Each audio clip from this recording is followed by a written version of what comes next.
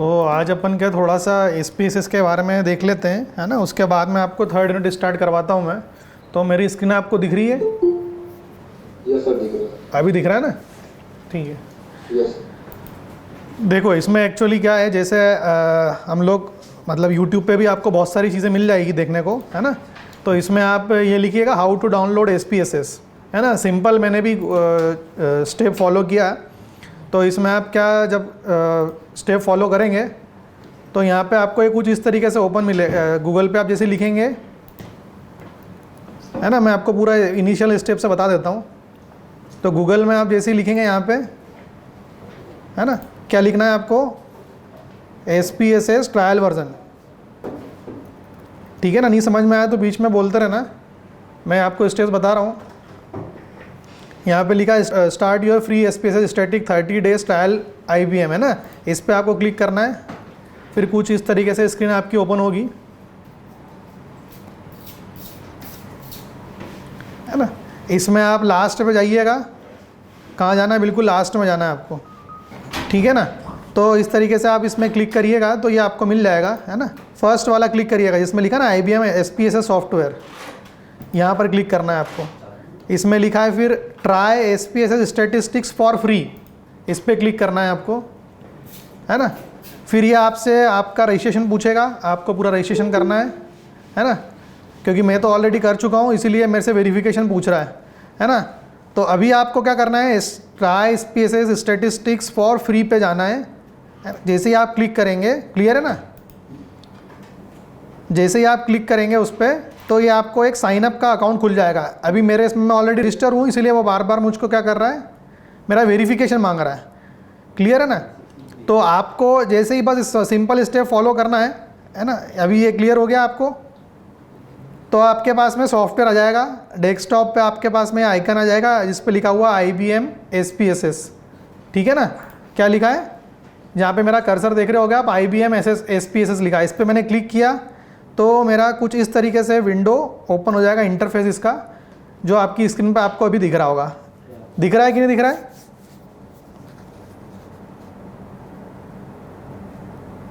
Hello, क्या मेरी voice आ रही है आपको? Okay okay okay. तो फर्दर अपन आगे बढ़ते हैं। आप ये इंटरफेस देखोगे तो देखेंगे इसमें कि सबसे पहले तो लिखा है इसमें अनटाइटल्ड, मतलब डाटा शीट जो है मैंने उसका भी नाम नहीं दिया हुआ है। IBM SPSS stasis data editor लिखा हुआ है और यहाँ पर लिखा है ट्रायल मोड, मतलब हम लोग we have to not use any license version, we have to use only a trial version for student. Clear है ना। तो यहाँ पर ये आप स्टूडेंट वर्जन यूज़ कर रहे हो जिसका लॉगिन आपके लिए यहाँ पर लेफ्ट हैंड साइड में आप राइट हैंड साइड में जब बॉटम में देखोगे तो यहाँ लिखा है 30 days left on full version, 30 days after you have to upgrade your version, और वी कैन से आपको यहाँ से लाइसेंस को परचेज करना पड़ेगा, बराबर है।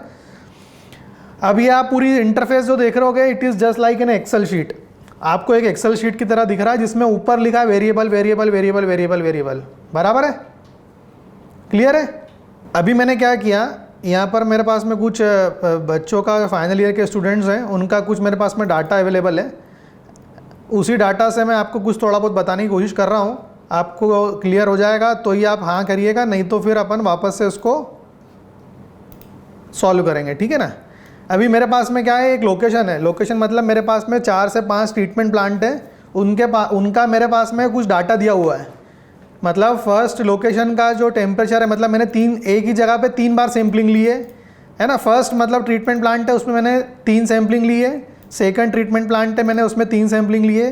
थर्ड ट्रीटमेंट प्लांट है उसमें मेरे पास 3 सैम्पलिंग है। फोर्थ ट्रीटमेंट प्लांट है उसमें मेरे पास में 4th, ऐसे करके मेरे पास में करीबन ये मान लीजिए 10 ट्रीटमेंट प्लांट है जिनके मेरे पास में 3 sample we have to basically calculate, है ना।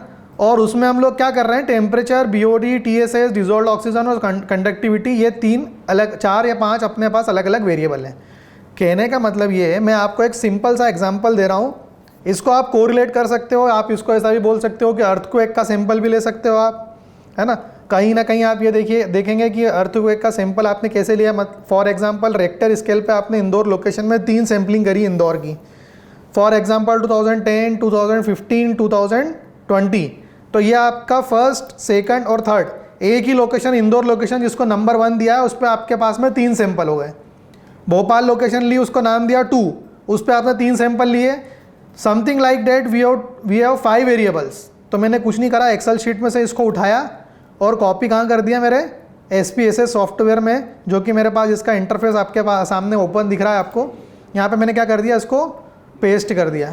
तो आप देख रहे होगे यहाँ पर लोकेशन 1 लिखा हुआ आ रहा है, 2 लिखा हुआ आ रहा है, 3 लिखा हुआ आ रहा है, 4 लिखा हुआ आ रहा है, 5 लिखा हुआ आ रहा है और 6 लिखा हुआ आ रहा है। बराबर है, मेरे पास 6 वेरिएबल्स हो गए। अब मैंने कुछ नहीं करा यहाँ पे, मैंने को इसको एनालाइज करना है। तो अब आप देख रहे होगे जो मैंने आपको पढ़ाया, एक तो आप देख रहे हो यहाँ पे डिस्क्रिप्टिव स्टेटिस्टिक्स लिखा हुआ आ रहा है, एक बेसिन स्टेटिस्टिक्स लिखा हुआ आ रहा है, कंपेयर मीन एंड प्रोपोर्शन लिखा हुआ आ रहा है। यहाँ पर वो जो मैंने आपको बताया था हाइपोथेसिस टेस्टिंग करते हैं हम लोग, 1 sample t test, 2 sample t test, 1 way ANOVA. तो 1 वे एनोवा का जो आप लोग जो मैंने आपको न्यूमेरिकल दिया था असाइनमेंट में, आई थिंक शायद सेकंड असाइनमेंट में मैंने आपको करवाया था एनोवा। तो एनोवा का आप इसमें सॉल्व कर सकते हो, ठीक है। सो इसमें क्या लिखा है, all variables in the working file और in variable setup in use और in appropriate for this dialog box. Okay clear. अब आपको इसमें से एक एक चीज़ को क्या करना पड़ेगा, सिलेक्ट करना पड़ेगा, है ना। तो मैंने क्या करा, इसको कुछ नहीं किया, यहाँ से सिलेक्ट किया है बस सभी को, और फिर मैंने एनालाइज किया है। और एनालाइज करने के बाद मैं कहाँ पर पहुँचा हूँ, क्योंकि मुझे इसका 1 वे एनोवा टेस्ट करना था, इसीलिए मैं उस पर पहुँच गया हूँ, है ना। तो ये 1 वे एनोवा आप देखेंगे यहाँ पे तो आपको दिख जाएगा, ये 1 वे एनोवा आ गया। कंपेयर मीन एंड प्रोपोर्शन में आज जाना है आपको। मीन भी निकाल सकते हैं दोनों चारों चीज़ों का, पेयरिंग भी निकाल सकते हो और 1 वे एनोवा भी कर सकते हो, ठीक है ना। तो ऐसे करके ये आपको यहाँ पर ओपन हो जाएगा।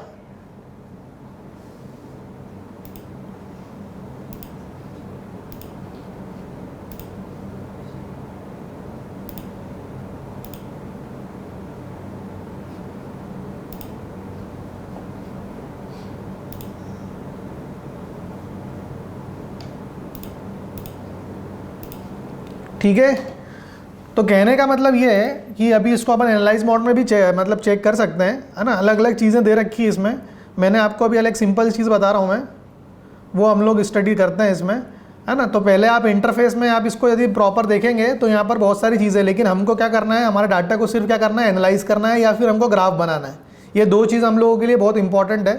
तो फर्स्ट ऑफ ऑल आप लोग इसमें जब देखेंगे तो इसमें अलग अलग टाइप का एनालिसिस है। जैसे हम लोग देख रहे हैं मीन, तो मीन में भी अलग अलग मीन निकाल सकते हैं, प्रपोर्शन में भी अलग अलग सेम बायनोमियल अलग अलग आप प्रपोर्शन लगा सकते हो, कोरिलेशन भी निकाल सकते हो आप, रिग्रेशन भी निकाल सकते हो, मेटा एनालिसिस भी कर सकते हो, है ना। अलग अलग कोड बुक भी यदि आपके पास में कोई है तो उसको भी आप प्रीफर कर सकते हो, डिस्क्रिप्टिव एनालिसिस भी आप कर सकते हो, ठीक है ना।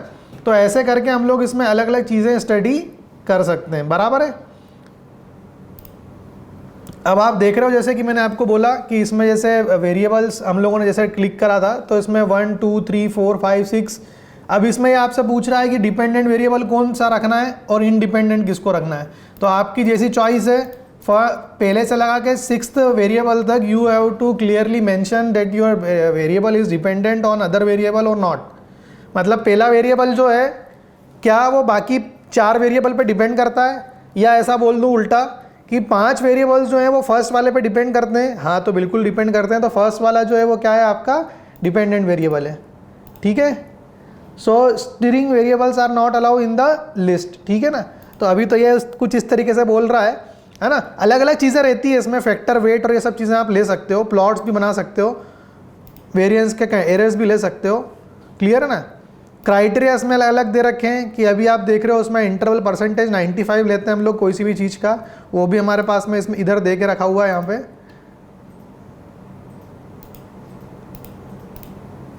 तो अभी मैं जैसे फॉर एग्जांपल ये 2 वेरिएबल सिलेक्ट करता हूँ,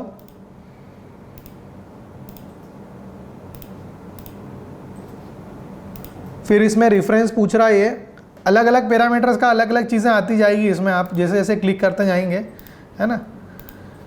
तो ये इस तरीके से आप लोग इसमें परफॉर्म कर सकते हो। इसके लिए पहले आपको बेसिक सीखना पड़ेगा, है ना। इतना हम लोगों के पास में एक्चुअल में टाइम है नहीं। वैसे मैंने आपको सिर्फ इंटरफेस बता दिया है कैसे डाउनलोड करना है, ये आप लोग थोड़ा सा यहाँ से जज करिए और मुझे वन वे एनोवा इसमें सॉल्व करके बताइए, ठीक है। तो एक तो ये बात हो गई। अभी मैं आपको सिर्फ एक ओवरव्यू दे रहा हूँ, क्लियर है ना। तो अभी आपको इसमें सॉल्व करना, ये आपको खुद को सीखना पड़ेगा, ठीक। अभी मैं सिर्फ आपको 2 या 3 सॉफ्टवेयर बता रहा हूँ। तो जिसमें मुझे सबसे हैंडी लगता है वो लगता है एक, आपको इसको मैं क्लोज कर देता हूँ। आपको इसका इंटरफेस समझ में आ गया सभी को? इसमें अलग अलग चीज़ें दे रखी, बहुत सारे एक्सटेंशंस भी दे रखे हैं, आप इसमें इंस्टॉल कर सकते हैं, क्लियर है। बाकी अपन इसका हैंड्स ऑन ट्रेनिंग बाद में करेंगे, अभी तो मैं आपको जस्ट ओवरव्यू दे रहा हूँ, क्लियर है। तो इतना समझ में आ गया आपको क्या होता है SPSS, किस तरीके से इसका इंटरफेस होता है, क्या क्या वेरिएबल्स होते हैं, क्या क्या इसमें हम लोग एनालाइज कर सकते हैं। क्लियर हुआ कि नहीं हुआ? इंटरफेस समझ में आया आपको? अभी लास्ट आपने क्या बोला था? अभी मैंने कुछ भी नहीं बताया है, अभी तो मैंने सिर्फ आपको ये बताया है कि ये जो आपका जो SPSS है ना, ये सिर्फ excel it is just like an excel sheet. ये एक्सेल शीट की तरह वर्क करता है ना। इसमें एनालाइज आप बहुत सारी चीज़ें कर सकते हो, साइमुलेशन कर सकते हो, स्टैटिस्टिकल चीज़ें कर सकते हो, है ना, मल्टीपल रिग्रेशन भी कर सकते हो, बहुत सारी चीज़ें दे रखी है इसमें। लेकिन ये करना आपको पड़ेगी, उसमें से मैंने आपको बता दिया कि आपको अभी एनालाइज क्या करना है, वन वे एनोवा एनालाइज करना है, ठीक है। अभी तो मैं सिर्फ आपको ओवरव्यू दे रहा हूँ, क्लियर हो गया। तो ये तो एक हो गई बात आपके सॉफ्टवेयर की, एक सॉफ्टवेयर हो गया जिस, हाँ बोलिए। बेसिक्स का बोला आपने बेसिक्स का बोला कि बेसिक्स तो फिर YouTube से सीखना पड़ेगा। नहीं यूट्यूब तो SPSS ये तो नया है ना, इसका बेसिक्स तो हमको नहीं पता होगा। बिल्कुल मेरा MATLAB कर रहा है ना, MATLAब। हाँ, मैं आपको बिल्कुल बताऊंगा, लेकिन हम लोगों के सिलेबस में SPSS है बराबर है, लेकिन एक्चुअल में क्या ये थोड़ा सा टिपिकल है, इसलिए मैं आपको बता रहा हूँ कि दूसरे सॉफ्टवेयर पे अपन टर्न ऑन हो सकते हैं। इसमें आपको क्या करना पड़ेगा, अभी फॉर एग्जांपल मैं आपको एक न्यूमेरिकल सॉल्व करवाऊंगा, है ना। अभी मैंने एक्सेल शीट पे सिर्फ आपको डाटा इंपोर्ट करना सिखाया है, आपको इंपोर्ट करते समझ में आ गया है? सर एक और बार बता दीजिए, या फिर अगर YouTube पे होगा तो मैं देख। नहीं देखिए, वापस मैं बताता हूँ आपको, मैंने इसमें डिलीट कर दिया, बराबर है, ये डिलीट हो गया इसमें से, क्लियर है।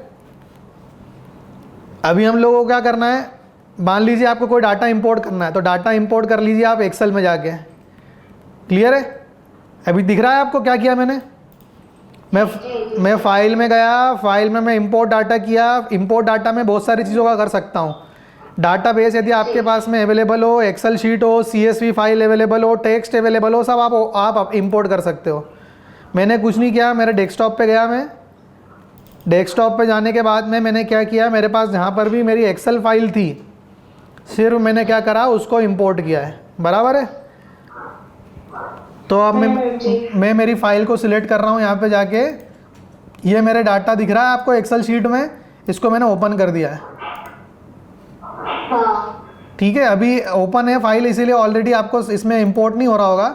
या फिर आप सिंपल इसको इस तरीके से भी इंपोर्ट कर सकते हैं, कॉपी कर लीजिए आपके एक्सेल शीट में और आपके SPSS में जाके इसको पेस्ट कर लीजिए, तो आपके पास में लोकेशन डायरेक्ट हो जाता है, इसमें डायरेक्ट हो जाता है। क्योंकि ऐसा रहता है ना, पर्टिकुलर कुछ सॉफ्टवेयर का रहता है कि नहीं, इसको कुछ पर्टिकुलर उसमें C ड्राइव में ही रख के और पर्टिकुलर उसमें सेव करो तभी वो उसमें ओपन नहीं, इसमें ऐसा नहीं रहता है। इसमें आप तो direct you have to copy just and drag और we can say paste on your screen interface, तो आपका क्लियर हो जाएगा उसमें, है ना। अब आपको क्या करना है इसमें कि अब आप इसमें जैसे ही जाएंगे तो इसमें अलग अलग चीज़ें हैं। अब आपको करना क्या है वो आपको पहले देखना पड़ेगा, आपको कोरिलेट करना है, आपको इसमें क्या एनालिसिस करना है, ये चीज़ें आपको पहले देखनी पड़ेगी, ठीक है ना। तो अभी तो मैंने फॉर एग्जांपल मीन के बारे में बात कर रहा हूँ मैं, और वन सैंपल टी टेस्ट के बारे में बात कर रहा हूँ मैं। तो मैंने कुछ नहीं किया, एक टी टेस्ट अप्लाई किया इसमें सिंगल पावर वैल्यू का, है ना। इसमें मेरे पास सैंपल साइज़ है, तो अब इसमें सैंपल साइज़ आप देख रहे हो, मेरे पास सैंपल साइज़ पावर में भी हो सकती है या सिंपल जैसे मेरे पास वैल्यू दिख रहा है आप 24.6, 25.02 सिंपल वैल्यूज़ मेरे पास में अवेलेबल है, ठीक है। तो मैंने कुछ नहीं किया, यहाँ पर अलग अलग चीज़ भी रखी है। इसको आपको पूरे इंटरफेस को समझना पड़ेगा। पहले तो आप क्या करना चाह रहे हो, आप सैंपल को एस्टिमेट करना चाह रहे हो। दो ही चीज़ें होती हैं हम लोग के पास में, या तो सैंपल होता है या हमारे पास में पॉपुलेशन होती है। तो अभी मैं किसकी बात कर रहा हूँ, सिर्फ सैंपल की बात कर रहा हूँ। और उसमें भी मैं क्या चाह रहा हूँ कि मेरे पास में उसमें हाइपोथेसिस उसकी वैल्यूज़ फाइंड आउट हो जाए, उसका इफेक्ट साइज पता लग जाए, मुझको वैल्यू मेरे पास में पता लग जाए, ठीक है ना। तो अलग अलग चीज़ें इसमें बहुत सारी हैं, इसमें आप इसको थोड़ा पहले पढ़ना पड़ेगा, क्लियर है ना। तो जैसे आप अभी हाल आपकी स्क्रीन पे देख रहे होगे कि मैंने कुछ सिलेक्ट किया हुआ है, 31 वैल्यूज़ मेरे पास अवेलेबल है, तो मैंने यहाँ पे 31 वैल्यूज़ लिख दिया। आगे मैं बढ़ता हूँ, ठीक है ना। या आप इसको डिफ़ॉल्ट भी कर सकते हो, कोई प्रॉब्लम नहीं है इसमें, है ना। इसमें आप यहाँ पे लिखा है ग्रिड पावर वैल्यूज़, अलग अलग चीज़ें रखी। ग्रिड की भी वैल्यू मतलब जैसे अभी फॉर एग्जांपल मेरे को ये भी सिलेक्ट करना है और ये भी सिलेक्ट करना है, तो मैं पूरी ग्रिड सिलेक्ट कर लूँ, तो मैंने ग्रिड सिलेक्ट कर ली, ठीक है ना। सिंगल पावर वैल्यू हो गई, ये भी मैंने कर लिया। स्पेसिफाई रेंज मतलब मान लो मेरे को कहाँ से स्टार्ट करना है, कहाँ से, अभी तो मैं डायरेक्ट ड्रैग कर लिया, तो मैं डायरेक्ट भी कर सकता हूँ। और यदि मेरे को स्क्रीन को सिलेक्ट करना है ना, जैसे वेरिएबल 1 और 2 को सिलेक्ट करना है, इसमें उल्टा दिख रहा है क्या स्क्रीन? क्या ये मेरी स्क्रीन आपको सही दिख रही है सभी को? हाँ सर। ठीक है, ठीक है, ओके ओके, अभी भी नहीं ठीक है, कोई प्रॉब्लम नहीं, है ना। तो यहाँ से आप लोग इसको सिलेक्ट कर सकते हो, बराबर है। अभी आप देख रहे हो कि आपकी स्क्रीन पे अलग अलग इंटरफेस यहाँ पे अवेलेबल है हम लोगों के पास में, ठीक है ना। तो ये यहाँ पे आपको चीज़ें आपको क्लियर हो जाएगी, बराबर है। तो यहाँ पर अब आपने एनालाइज करने के लिए बहुत सारी चीज़ें अवेलेबल है अपने पास में। अब जैसे मैंने बोला कि अपने को मीन ही कैलकुलेट करना है, तो मैं मीन कैलकुलेट करने के लिए SPSS को सॉल्व करूँगा। मीन तो सिंपल आप किसी एक्सेल में भी सॉल्व कर सकते हो, ठीक है ना। तो अपन इसमें क्या क्या कर सकते हैं, कोरिलेशन फाइंड आउट करना है, अलग अलग टाइप के कोरिलेशन आप लोग फाइंड आउट कर सकते हो उसमें, ठीक है ना।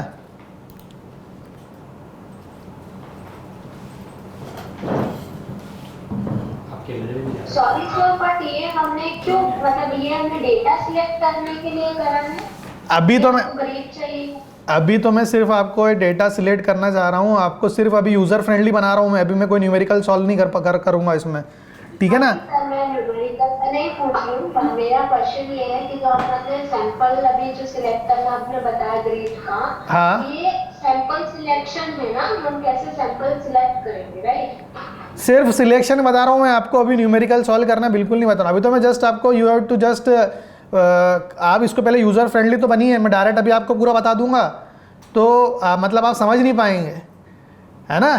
तो आज आपने बताया, सिर्फ सैम्पलिंग के लिए बताया मैंने आपको। अभी मैं आपसे पूछूंगा कि आप मुझे एनोवा मॉडल बताइए, बताएं एनोवा मॉडल क्या होता है। सर वो तो पता ही नहीं। हाँ, तो इसीलिए जब तक आपको आपके बेसिक्स नहीं क्लियर होंगे, मैं आपको डायरेक्ट सॉफ्टवेयर बता दूंगा तो प्रॉब्लम हो जाएगी। इसीलिए मैंने आपको सिर्फ ये बताया अभी कि सबसे पहले आप लोग इसको इंस्टॉल करो। इंस्टॉल करने की यदि आपको कोई प्रोसेस में प्रॉब्लम आ रही है तो आप मुझसे पूछ लीजिए। दूसरा मैंने आपको इसका इंटरफेस बताया। तीसरा मैंने आपको डाटा को ड्रैग एंड ड्रॉप करना सिखाया। अभी मैं न्यूमेरिकल सॉल्व नहीं करवाऊंगा जब तक आप मुझे सेकंड असाइनमेंट पूरी क्लास सबमिट नहीं करेगी जब तक, क्योंकि आपको अभी पता ही नहीं इनोवा मॉडल क्या होता है, बराबर है। और यदि आपको फिर भी न्यूमेरिकल सॉल्व करना है ना, क्योंकि ये थोड़ा टिपिकल जाता है, तो उससे बेटर ये है कि आप लोग अभी यदि आपको बिल्कुल सीखना ही है, अभी हाथों हाथ आपको एनोवा ही सॉल्व करना है, क्योंकि SPSS थोड़ा टिपिकल पड़ता है, तो उससे बेटर ये है कि आप सबसे बढ़िया सॉफ्टवेयर है वो आपके लिए ओरिजिन सॉफ्टवेयर है। क्या है ओरिजिन सॉफ्टवेयर, आप इसको डाउनलोड कर लेना। यदि आपको न्यूमेरिकल सॉल्व भी करना है तो सबसे बढ़िया आपको इंटरफेस इसका यूज़र फ्रेंडली, ये आसान पड़ेगा आपको, ठीक है। इसमें मैं आपको न्यूमेरिकल सॉल्व करना बताता हूँ। आपको न्यूमेरिकली सॉल्व करना सीखना है ना, तो न्यूमेरिकल सॉल्व करना सीख लीजिए आप। लेकिन आपको SPSS नहीं सीखना है, आपको क्या सीखना है, फिर ओरिजिन सीखना है। SPSS सीखने के लिए आपको पहले बेसिक टर्मिनोलॉजी समझनी पड़ेगी, ठीक है ना, क्योंकि ये क्या है, थोड़ा सा इसका इंटरफेस आप ऐसा बोल दो कि यूज़र फ्रेंडली नहीं है थोड़ा सा। लेकिन ओरिजिन जो है ना, ये कोई भी सॉल्व कर सकता है, चीज़ें वही है, फ़र्क सिर्फ इतना है इसमें कि ये थोड़ा सा एडवांस्ड है, इसमें आपको ज़्यादा परेशान नहीं होना पड़ेगा। तो इसमें भी सिंपल चीज़ ही करी मैंने, है ना। ये थोड़ा फास्ट है, आपको कुछ नहीं करना है, इसमें उठा के यहाँ से डाटा को आपको ड्रैग एंड ड्रॉप करना है ना। तो अभी मैं आपको सिर्फ सिंपल आपको न्यूमेरिकली सॉल्व करना है, क्योंकि आपको न्यूमेरिकल सॉल्व करना था, तो मैंने आपको एक इसमें सॉल्व करना बेटर है। ठीक है, अब आप इसमें देखो ध्यान से, यहाँ पर AX, BY, CY, DY, EY, FY, ये उससे आसान है। क्यों आसान है? क्योंकि ये पूछ रहा है कि आपको X एक्सिस पे क्या रखना है और Y एक्सिस पे क्या रखना है, लेकिन SPSS ऐसा नहीं पूछता है। SPSS क्या काय पे वर्क करता है? वेरिएबल पे वर्क करता है। It doesn't mean it is on X axis on Y axis, उसके लिए थोड़ी सी आपको स्टडी करनी पड़ेगी, लेकिन इसका इंटरफेस बहुत आसान है ना। अल्टीमेटली आपको करना क्या है, आपको SPSS दिया तो है, नो डाउट, आपकी थ्योरी में है, नो डाउट, लेकिन आपको करना क्या है, अल्टीमेटली सॉल्व तो आपको एनोवा मॉडल करना है। तो एनोवा मॉडल सॉल्व करने के लिए आपको कुछ नहीं किया, मैंने डाटा को ड्रैग एंड ड्रॉप कर दिया, लेकिन SPSS में नहीं किया। क्यों? क्योंकि उसका इंटरफेस थोड़ा सा टिपिकल है। उसके पहले आपको क्या करना पड़ेगा, आपको उसके बारे में थोड़ा समझना पड़ेगा। लेकिन ओरिजिन सॉफ्टवेयर बहुत आसान है। अब इसमें देखो मैंने कुछ नहीं किया, ये डाटा को सिलेक्ट कर लिया, आपके सामने दिख रहा है, आपको डाटा सिलेक्शन दिख रहा है, मेरा ब्लू स्क्रीन पे हो गया पूरा। अब सिंपल, जैसे वहाँ पे एनालाइज में गया था, यहाँ पे भी मैं एनालाइज में गया हूँ। यहाँ पे स्टेटिस्टिक है, पहला 5 कौन सा नंबर पे दिख रहा है आपको, 1 2 3 4 5 6 7 8 9 10, 11th नंबर पे आप देख रहे हो एनालिसिस आ रहा है और स्टैटिक आ रहा लिखा हुआ है। उस स्टैटिक्स के अंदर अपने को इनोवा सॉल्व करना था, क्योंकि आपने बोला कि मेरे को इनोवा सॉल्व करना है, तो अपन ने इनोवा का डायलॉग बॉक्स ओपन कर लिया। सिंपल दिख रहा है, इनोवा 1 पे मॉडल ओपन हो गया। इसमें जैसे वो वहाँ पे कितना परेशान कर रहा था अपने को, यहाँ पर इसने सीधे हमको क्या पूछ लिया कि आपका इनोवा मॉडल आप रन कर सकते हो, क्या आप ऑटो रन करना चाहते हो, मैन्युअली रन करना चाहते हो। तो आपने क्या कर दिया, ऑटो कर दिया, और आपने क्या लिख दिया, रॉ डाटा लिख दिया। क्या लिख दिया,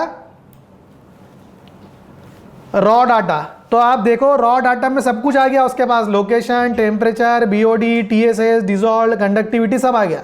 अब मैंने कुछ नहीं किया, सेकंड मेनू पे मैं गया, इसने मेरे से पूछा है कि इसका मीन कंपैरिजन करना है, क्योंकि मैं अभी स्टैटिस्टिक्स में ज़्यादा कुछ जानता नहीं हूँ, तो मैंने उसको डिफ़ॉल्टर ही चलने दे रहा हूँ। ठीक है, फिर यहाँ पे पावर एनालिसिस पे कर दिया, आउटपुट पे कर दिया। अब मेरे को क्या समझना है, प्लॉट। तो यहाँ पे मैंने लिख दिया बार चार्ट का प्लॉट चाहिए मेरे को, और मीन चाहिए, बराबर है। तो अब मैंने क्या करा, इस पर क्लिक कर दिया ओके, और मैंने कर दिया यस। ये हो गया आपका statistic solve, numerical solve, Innova solve. अभी SPSS में कितना परेशान होना पड़ता है, यहाँ पे मैंने विदिन 3 मिनट के अंदर पूरा इनोवा मॉडल आपका सॉल्व कर दिया है, दिख रहा है आपको स्क्रीन पे। अब इसको डिटेल में समझने की कोशिश करते हैं अपन। ठीक, सबसे पहले तो वो पूछ रहा है कि आपने क्या, अब आप इसमें 3 इंटरफेस देखोगे, पहला आपका डाटा, दूसरा आपका इनोवा मॉडल जिसको मैंने सॉल्व कर दिया। किसको सॉल्व किया, इस डाटा को सॉल्व किया, जिसका वैल्यू 1 से लेके 31 X एक्सिस पे था मेरे पास में, 1 से लेके 30 तक, जिसको मैंने लोकेशन पे रखा। मेरे पास में 5 Y एक्सिस थी। कितनी एक्सिस थी मेरे पास में, 5 Y एक्सिस। बोले सर इससे क्या मतलब, तो इससे मतलब ये है कि आपके पास में जब मल्टीपल वेरिएबल्स होंगे तब आपको नॉर्मल, यदि आप एक्सेल में सॉल्व करोगे तो X और Y एक्सिस का आसानी से प्लॉटिंग हो जाएगा। लेकिन मेरे पास में X एक्सिस पे 1 वेरिएबल और 5 मेरे पास वेरिएबल है Y एक्सिस पे, और उसी का मेरे को क्या करना है, स्टैटिस्टिकल सॉल्यूशन चाहिए। क्या सॉल्यूशन चाहिए कि क्या ये जो मैं डाटा ले रहा हूँ ये मेरे लिए सही है या नहीं है। तो उसके लिए मेरे को क्या करना पड़ेगा, ये इनोवा मॉडल सॉल्व करना पड़ेगा। अब आप आपकी स्क्रीन पे देख रहे होगे, आपके पास में 30 लोकेशन है, उन 30 लोकेशन का भी उसने मीन निकाल दिया, उसका स्टैंडर्ड डेविएशन निकाल दिया, और उसका स्टैंडर्ड एरर ऑफ मीन निकाल दिया। अब आप बोलोगे sir standard error of mean क्या होता है ना। तो standard error of mean is nothing but, mean और स्टैंडर्ड डेविएशन तो समझता है आपको, सिंपल। तो आप अभी ये समझिए, आपके पास में 30 डाटा था, उन 30 डाटा का मीन आ गया, किसका, टेम्परेचर का। तो मीन मतलब क्या हो गया, एवरेज टेम्परेचर कितना है 26, उसका स्टैंडर्ड डेविएशन कितना है 1.15, और उसका एरर कितना है 0.21। अब आपको ये समझने के लिए पहले थ्योरी समझनी पड़ेगी। अभी तो इन्हें सॉल्व करके दे दिया है, और अभी अपन SPSS पे नहीं गए, क्योंकि SPSS में पहले आपको टर्मिनोलॉजी समझनी पड़ेगी। लेकिन यहाँ पर ये ओरिजिन सॉफ्टवेयर थोड़ा सा SPSS से 4 गुना एडवांस है, ठीक है ना। तो आपका जो सिलेबस है वो थोड़ा सा पुराना टाइप का बना हुआ है, उसमें एक्चुअल में क्या ओरिजिन को इनबिल्ट करना चाहिए, लेकिन अपन SPSS पे भी समझेंगे उन चीज़ों को, लेकिन हमारा मेन एम क्या है अभी? हमारा मेन एम ये है कि हमको वन वे एनोवा सॉल्व करना सीखना है, ठीक है ना। तो वन वे एनोवा मैं आपको बताता हूँ, इसने कैसे सॉल्व करके बता दिया आपको। पहले तो आपके पास में ये जो 5 डाटा थे, 6 डाटा थे सॉरी, 1 2 3 4 5 6, इन 6 डाटा में आपके पास में 30 वैल्यू थी। उन 30 वैल्यू का इसने मीन भी निकाल दिया अलग अलग और स्टैंडर्ड डेविएशन भी निकाल दिया।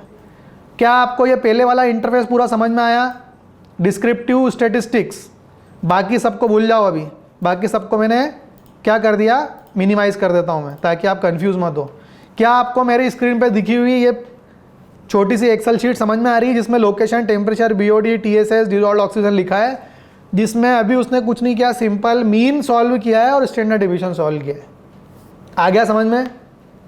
फिर उसके बाद में अब आपने बोला उसको कि मुझको वन वे एनोवा सॉल्व करके बताएं, तो उसने वन वे एनोवा पूरा सॉल्व करके बता दिया। अब देखो पहली चीज़ तो क्या है, आप में से 90% लोगों ने तो मेरे को अभी तक असाइनमेंट सबमिट नहीं किया है, तो ये आपका सबसे बड़ा ड्रॉबैक है। और आप चाहते ही हो कि फैकल्टी जो है वो पूरा बता दे आपको, तो ये गलत है। तो सबसे पहले तो आप मेरे को assignment number 2 ANOVA model solve करके बताओ मैन्युअली, उसके बाद अपन सॉफ्टवेयर में आएंगे। हर चीज़ सॉफ्टवेयर पे नहीं होगी सॉल्व, पहले आपको मैन्युअली सीखना पड़ेगा। लेकिन आपको अभी जैसे आप में से किसी एक ने मेरे को बोला कि सर आप हमको न्यूमेरिकल सॉल्व करवाओ, तो ये न्यूमेरिकल मैंने आपको सॉल्व करवा दिया। अब आप मेरे से पूछोगे कि सर ये सम ऑफ स्क्वायर क्या होता है, मीन स्क्वायर क्या होता है, एफ वैल्यू क्या होता है, प्रोबेबिलिटी क्या होती, तो पहले एनोवा मॉडल सॉल्व करो मैन्युअली। और यदि वो भी सॉल्व करते नहीं आ रहा है तो फिर अपन एनोवा मॉडल पे एक दिन क्लास लेते हैं। एनोवा मॉडल कोई बहुत बड़ा रॉकेट साइंस नहीं है, आपको स्टेप बाय स्टेप पीडीएफ दे रखी है मैंने, आपको सॉल्व करना है, ठीक है ना।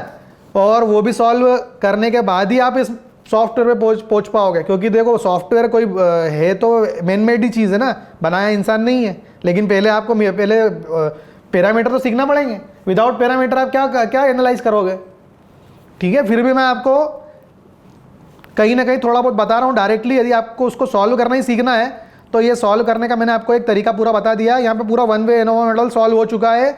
और आप यहाँ पे ध्यान से इसमें देखेंगे तो हम ये एनोवा मॉडल को आर स्क्वायर की वैल्यू 1 से कम आना चाहिए हमारी, तो हमारा जो फिट है स्टेटिस्टिक वो पूरा फिट हो गया है। हमारा जो फिट है वो 1 से कम आ रहा है, दिख रहा है यहाँ पे, मतलब हम लोग सही जा रहे हैं। और यहाँ पर आपको बार चार्ट भी बने हुए मिलेंगे अलग अलग, ठीक है।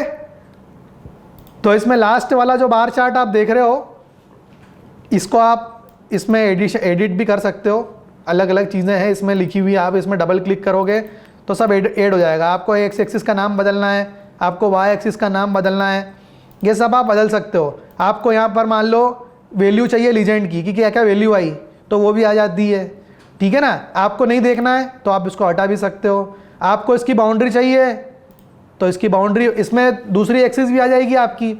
अब आपको ये बोलना है कि ये दोनों एक्सिस अलग अलग हो, मेरी ये वाली एक्सिस भी अलग हो और ये वाली एक्सिस भी अलग हो, तो वो भी आप अलग अलग कर सकते हो, ठीक है ना। अब मान लो आपको क्या करना है, आपको देखना है कि सर मेरे को तो केवल एक ही चीज़ का प्लॉट चाहिए, सिर्फ एक्स एक्सिस चाहिए और मेरे को वाई एक्सिस चाहिए, बराबर है। तो मैंने एक्स एक्सिस और वाई एक्सिस को सिलेक्ट कर लिया डायरेक्ट, यहाँ पे दिख रहा है आपको एक्सिस वाइज। इसमें मैंने लिख दिया मेरे को प्लॉट करनी है, प्लॉटिंग करनी है। मेरे को क्या चाहिए, मेरे को सिर्फ बार चार्ट चाहिए, कॉलम चाहिए, तो लो ये कॉलम का ग्राफ आ गया टेम्परेचर का,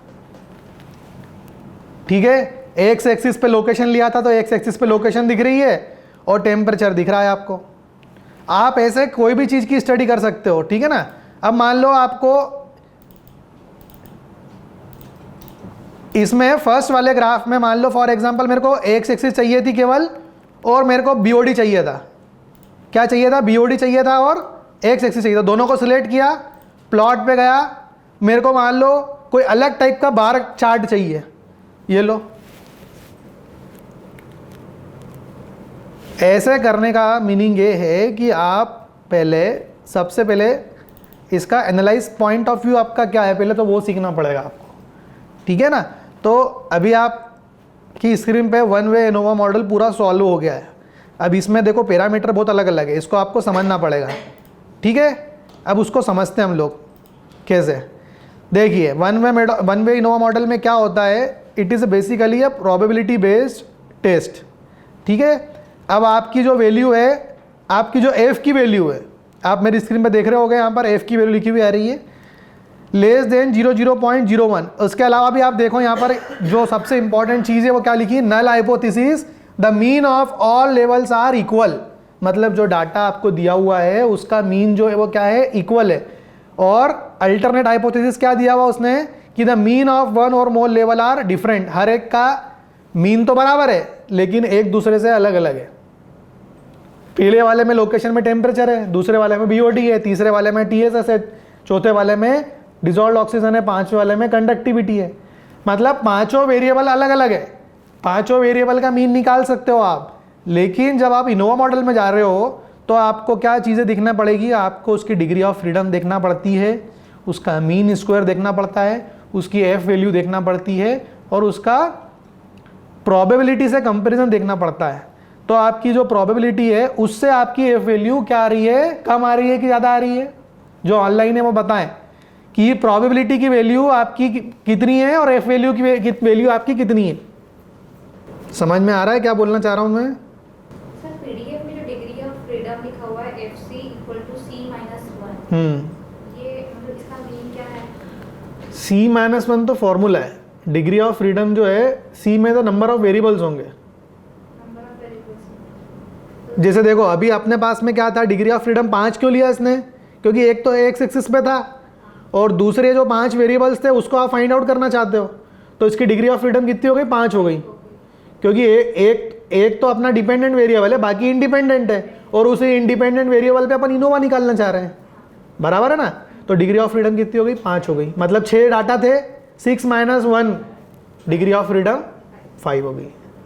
जब तक आप मेरे से क्वेश्चन नहीं पूछोगे तो मेरे को सपना थोड़ी ना आ रहा है। सर मेरा डाउट ये है कि आप पहले इनोवा मॉडल सॉल्व करके आओ, जितने भी ये बैठे हैं ना क्लास के अंदर ऑनलाइन, पहले आप इनोवा मॉडल सॉल्व करो, उसके बाद फिर क्वेश्चनिंग करना। आपने बोल तो आसानी से दिया कि पहले हमको सॉफ्टवेयर सिखाओ, तो मैं सॉफ्टवेयर सिखा दिया मैंने।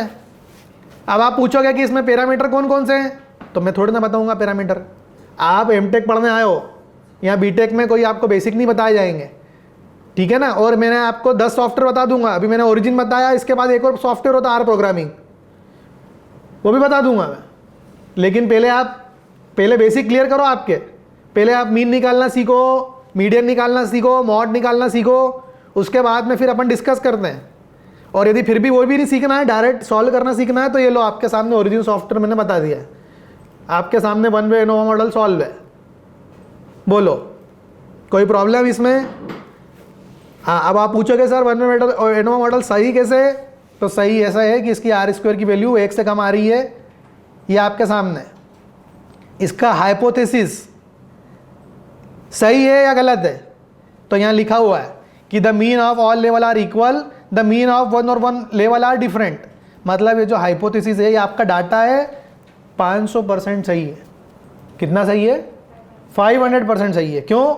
यदि यहाँ पर ये लिखा आता कि योर हाइपोथेसिस इज रिजेक्टेड, ये या फिर इसमें लिखा आता कि the mean of all level are different, तो मेरा जो मॉडल था वो पूरा गलत था। लेकिन अभी क्या लिखा आ रहा है? 500% सही क्यों है? क्योंकि लिखा हुआ आ रहा है कि the mean of all level are equal, और ये भी लिखा है द मीन ऑफ वन और मोर लेवल आर डिफरेंट। तो उसने ये भी बोल दिया कि आपने जो डाटा लिया था वो सही है, वो इक्वल है। और यदि आपने उसको अल्टरनेट, मतलब क्या हो गया, नल के अलावा एक और चीज़ होती है ना, नल के अलावा एक और चीज़ क्या होती है? Alternate hypothesis.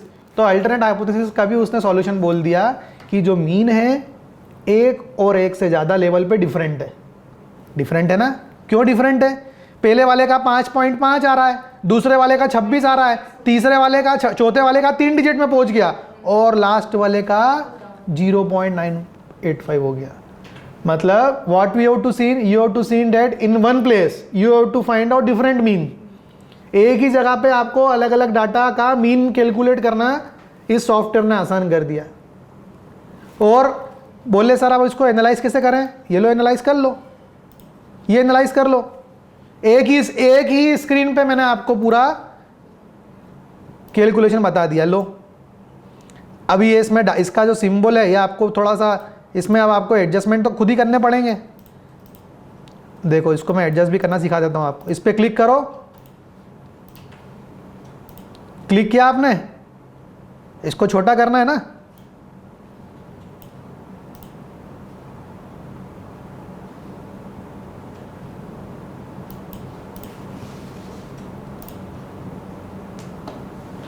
ये देखो आपका ये स्क्रीन छोटी हो गई, एक ही एक्सिस पे आ गया ये। बोले सर अभी तो दिख ही नहीं रहा है, तो इस पर डबल क्लिक करना है ना। यहाँ पर लिखा है क्या, अलग अलग चीज़ें लिखी है सब, बॉटम, टॉप, राइट, लेफ्ट। मान लो मेरे को स्केल चेंज करनी है, किसकी, लेफ्ट की स्केल चेंज करनी है। अभी जैसे -25 लिखा हुआ आ रहा था और इधर 225 लिखा हुआ आ रहा था। मान लो मेरे को ये 300 करना है, लो मैंने 300 कर दिया, दिख रहा है 300। अभी वाई एक्सिस का लेफ्ट हैंड साइड चेंज हुआ है, राइट हैंड साइड वैसा की वैसे ही है, तो इसको भी चेंज करना है, इसकी भी स्केल चेंज करनी। मान लो इसको करना है मेरे को 300, जैसा पहले वाले का था वैसे, जैसा लेफ्ट हैंड का था वैसे ही राइट हैंड का हो गया। अब देखो दोनों एक्सिस बराबर हो गई। अब बोले सर ये वाली एक्सिस दिख नहीं रही है हमको, तो इस पर क्लिक करो, टाइटल पे जाओ, इस पर यहाँ पर साइज दिया हुआ है, इसको कम कर लो, अप्लाई कर दो, ओके कर दो। डायरेक्ट आप यहाँ से भी चेंज कर सकते हो। कहाँ से, यहाँ से। दिख नहीं रहा है ना आपको, लो 12 कर दिया। अभी दिख रही है स्क्रीन, अभी भी नहीं दिख रहा है। ये नीचे लिखा हुआ दिख रहा है आपको, इसको और छोटा कर दो, 10 पे कर दो, देखो आपको सब कुछ दिखेगा। अभी दिख रहा है। देखो लोकेशन जो है उसका मीन कहाँ है, लगभग 0 के आसपास है। टेम्परेचर है उसका मीन कितना है, अभी भी समझ में नहीं आ रहा है, तो इसमें आप लीजेंड को ऑन भी कर सकते हो। अभी दिख रहा है। मतलब ये है सॉफ्टवेयर जो है वो ऐसा नहीं है, वो कोई एआई नहीं है। AI is different thing. ये क्या है, ये सॉफ्टवेयर है। इसमें आपको जैसा इनपुट दोगे आप वैसा आउटपुट मांगे, वो वैसा आउटपुट निकाल के देगा। आपने बोला वन वे एनोवा सॉल्व करना है तो वन वे एनोवा सॉल्व करेगा। वन वे एनोवा में 10 वेरिएबल सॉल्व करने का बोलोगे आप तो 10 करेगा। तो जैसा आप बोलोगे वैसा करेगा। लेकिन जैसा बोलोगे तो बोलने के पहले सीखना भी तो पड़ेगा। अभी आप ये समझो कि वन वे एनोवा मॉडल आपकी स्क्रीन पे आपको दिख रहा होगा। इसका इंटरफेस में आपको मैंने डायरेक्ट इसका सॉल्यूशन बता दिया है। अब आपको इसमें कुछ प्रॉब्लम हो तो आप पूछो। देखो इसमें हर चीज़ लिखी हुई आ गई है, यहाँ पे पूरा चीज़ें बता दी है उसने, सॉल्व करके खुद ने बताया है। ठीक है ना। तो कहने का मतलब ये है कि आपका इनपुट डाटा क्या था ये भी बता दिया उसने, आपने कब इसको परफॉर्म किया ये भी बता दिया, क्या आपने इनपुट डाटा रखा, कौन सी शीट में से उसको उठाया वो भी बता दिया, उसकी रेंज भी बता दी। जिस शीट में से उसने डाटा को उठाया उसमें कितना नंबर ऑफ डाटा था, 30 30 30 30 30 30। उसमें से कुछ मिसिंग था, यदि मिसिंग होता तो वो भी बता देता, लेकिन अभी मिसिंग नहीं है तो उसने मिसिंग का हमको कुछ नहीं बताया। ठीक है। उन्हीं डाटा का हर एक कॉलम वाइज उसने मीन निकाल के दे दिया। लोकेशन कितनी थी अपने पास में, 30 लोकेशन थी, तो लोकेशन का ही मीन निकाल दिया उसने। ये हमारे लिए वैसे यूज़फुल नहीं है लेकिन फिर भी उसने निकाल दिया। It's depend upon your choice. अब मैं इसको सिलेक्ट नहीं करता तो यहाँ पर मेरे पास में क्या 5 ही वेरिएबल आते हैं, temperature, BOD, TSS, dissolved oxygen और कंडक्टिविटी। लोकेशन नहीं आती। तो जैसे मैंने उसको इनपुट दिया वैसे उसने मेरे को आउटपुट दिया। समझ रहे हो क्या बोलना चाह रहा हूँ मैं? क्लियर। अब मान लो कि मेरे को ये नहीं जमा तो मैं कुछ नहीं करूँगा, यहाँ पे जाऊँगा, डिलीट कर दूँगा इसको, डिलीट, यस, ख़त्म, पूरा ख़त्म हो गया। जो भी उसका एनालिसिस था वो पूरा 0 हो गया। ठीक। जैसा आप चाहते हो वो सब यहाँ से सिलेक्ट करके कर सकते हो, जैसा स्टेटिस्टिक चाहते हो। अब मान लो आपको कोई दूसरी चीज़ करनी है, मान लो आपको हाइपोथेसिस टेस्टिंग करना है और वन सैम्पलिंग टी टेस्ट करना है, तो आपने कुछ नहीं किया, इसका डायलॉग बॉक्स ओपन किया, यहाँ पे ऑटो पे गए, डाटा आपका रॉ लिया आपने, ठीक है, इसका मीन टेस्ट निकाला है, क्या करना है, क्या आउटपुट चाहिए, ये सब आपको अलग अलग सिलेक्ट करना पड़ेगा। देखो ये इनपुट है, फिर दूसरे पे लिखा है मीन, तीसरे पे लिखा है पावर एनालिसिस, चौथे पे लिखा है प्लॉट।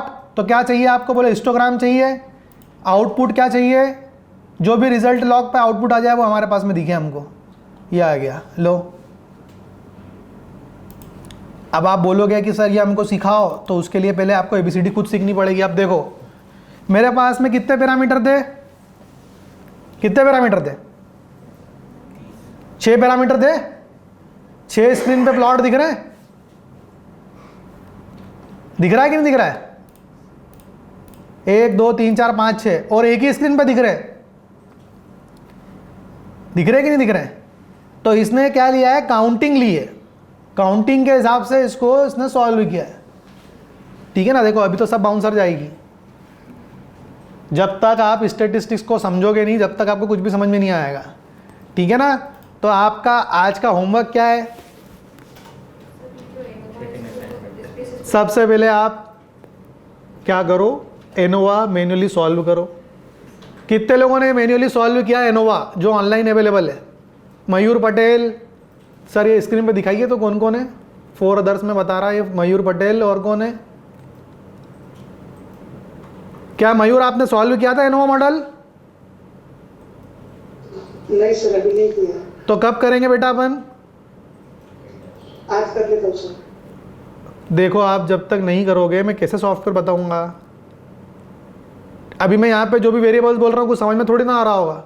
नमन चौहान, प्रदीप वर्मा, कुलदीप मेहरा, हिमांशु थोराट, किसी ने सॉल्व किया है एनोवा मॉडल? देखो बड़ी मतलब ये तो बहुत ही मतलब बेकार चीज़ है कि आपकी 3rd यूनिट चालू होने वाली है और आप अभी 2nd यूनिट और 1st यूनिट ही नहीं सॉल्व करके बैठे हो, and you are the PG students. So how it is possible? कैसे पॉसिबल होगा? आप सीख कैसे पाओगे भाई? यहाँ आपको क्या ABCD सिखाएंगे क्या वापस से ए से लेकर Z तक? ठीक है, मैं अगली क्लास में आपको मीन मीडियन मॉड निकालना सिखाता हूँ फिर।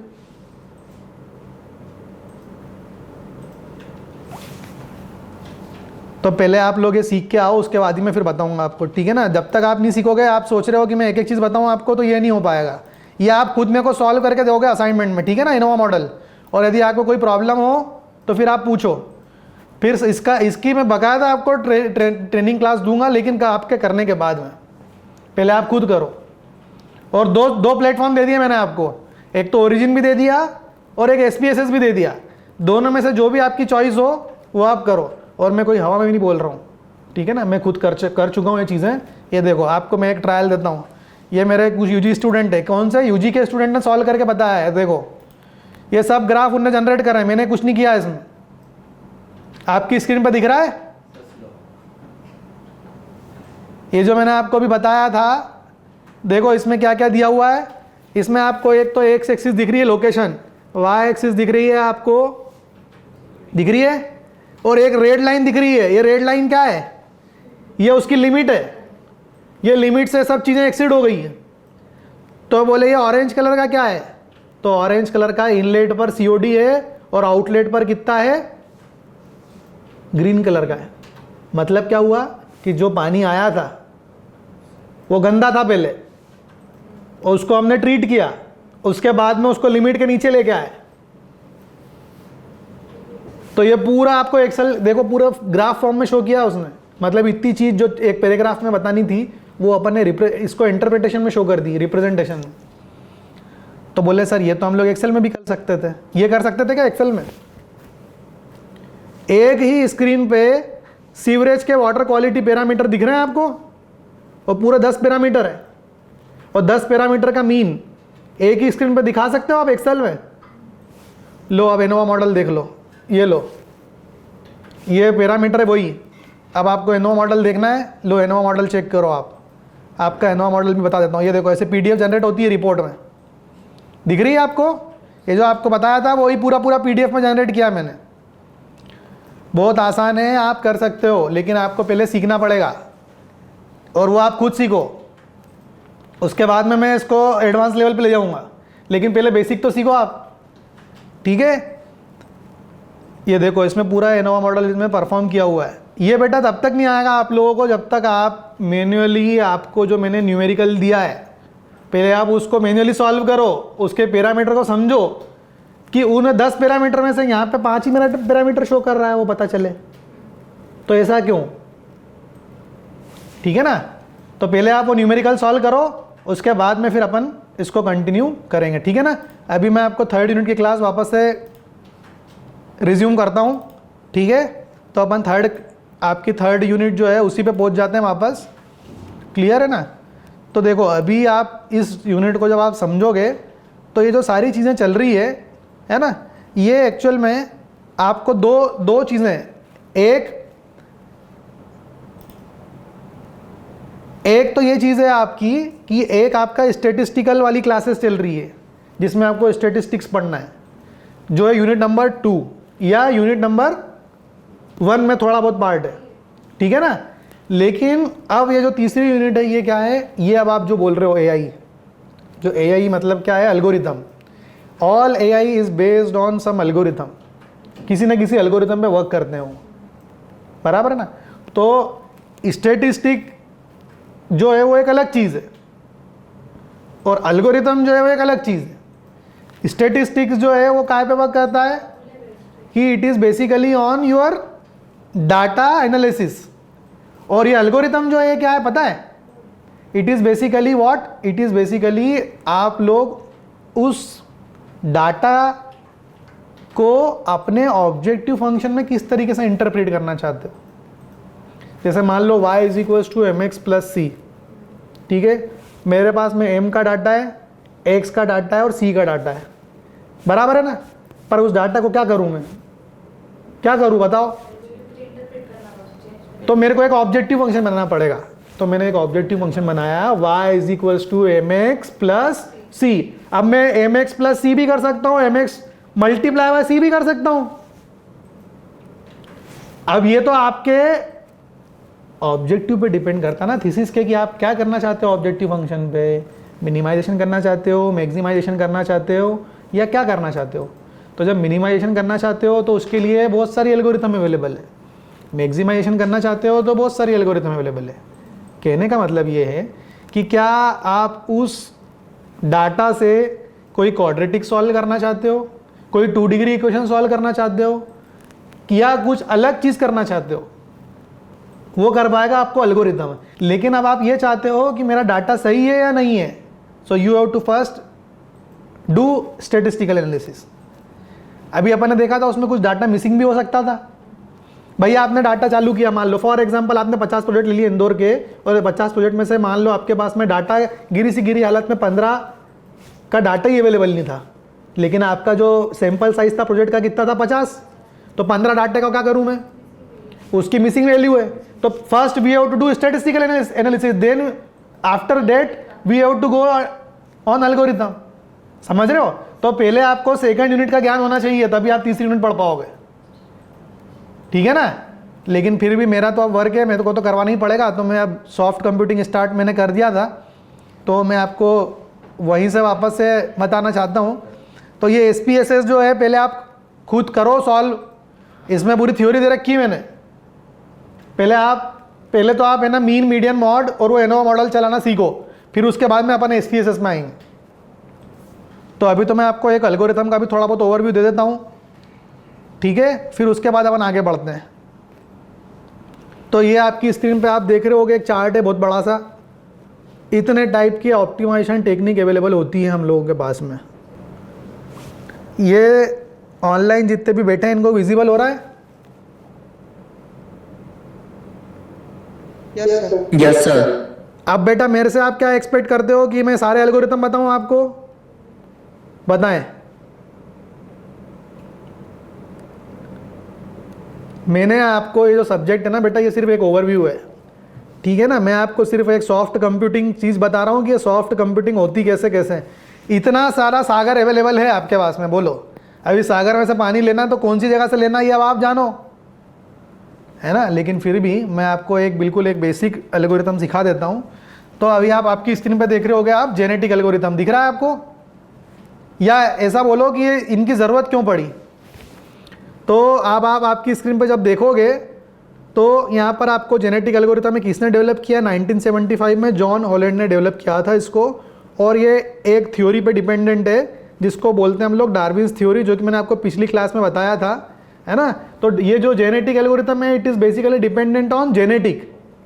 जैसे मैंने आपको बताया था कि आपके घर में फॉर एग्जांपल आपको चश्मा लगा है, तो आपके फादर को भी चश्मा लगा होगा, आपके दादा को भी चश्मा लगा होगा। तो something there is a genetic चीज़ इज दे, मतलब जेनेटिक कुछ ना कुछ एक चीज़ है।